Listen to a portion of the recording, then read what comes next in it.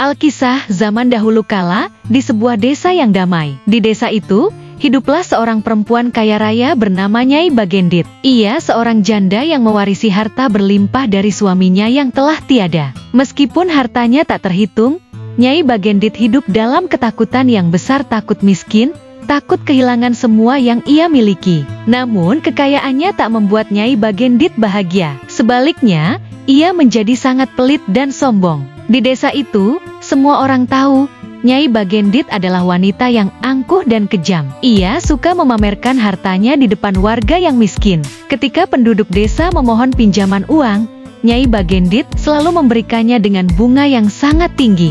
Dan jika ada yang tak mampu membayar, ia tanpa ragu mengambil rumah dan harta mereka. Tak jarang, ia mengirim orang suruhan untuk menagih utang dengan cara yang kasar. Suatu hari, saat matahari menyengat di langit, tampaklah seorang kakek tua berjalan perlahan melewati rumah-rumah sederhana desa itu. Ia mendekati seorang petani yang sedang sibuk menjemur padi. "Anak muda," sapa sang kakek dengan suara lemah, "bolehkah kakek bertanya, di mana rumah orang terkaya di desa ini?" Tani itu menoleh dan menghapus keringat di dahinya. "Rumah itu," katanya, sambil menunjuk ke arah bangunan megah di ujung desa, "itulah rumah Nyai Bagendit, orang terkaya di sini." "Tapi, kenapa kakek mencarinya?" "Kakek hanya ingin meminta sedikit sedekah untuk makan," jawab sang kakek dengan lirih. Petani itu terdiam.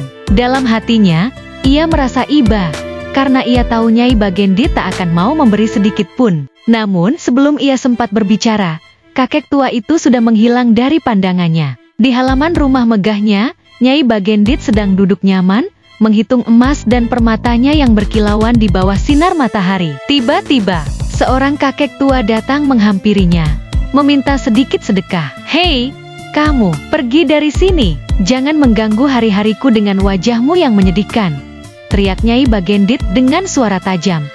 Kakek tua itu hanya tersenyum, seolah tak peduli dengan kata-kata kasar Nyai. "Tak perlu marah, Nyai," kata sang kakek lembut, "aku akan pergi. Tapi sebelum itu, coba kau cabut tongkat rotan ini dari tanah." Nyai Bagendit menatap tongkat kecil yang tertancap di tanah. "Dasar gila, ini hal sepele. Aku bisa mencabutnya dengan satu tangan," jawabnya sombong. Namun, saat Nyai mencoba mencabut tongkat itu, tangannya seolah melekat tanpa daya. Ia mencoba lagi dengan dua tangan, tapi tongkat itu tetap tak bergerak. Marah dan malu, Nyai memanggil semua pelayannya. Mereka pun mencoba sekuat tenaga.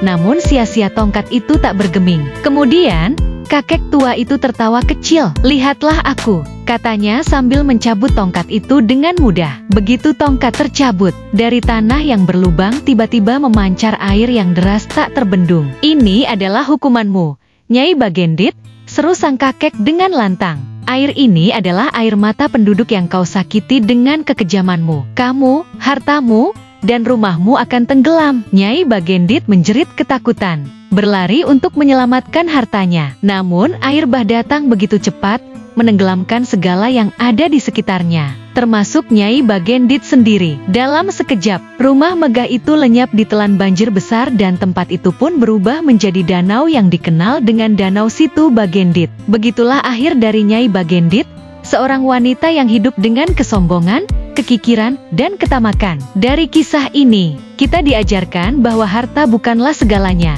dan sifat pelit serta sombong hanya akan membawa malapetaka. Dari kisah ini, kita mendapatkan pelajaran untuk ingatlah selalu berbagi dan bersikap baik kepada sesama. Karena kekayaan sejati adalah hati yang penuh kasih. Terima kasih sudah menonton. Sampai ketemu lagi di dongeng menarik lainnya esok malam. Jangan lupa untuk like, komen, share, dan subscribe serta aktifkan lonceng notifikasi agar tak ketinggalan dongeng-dongeng menarik lainnya. Selamat malam dan mimpi indah.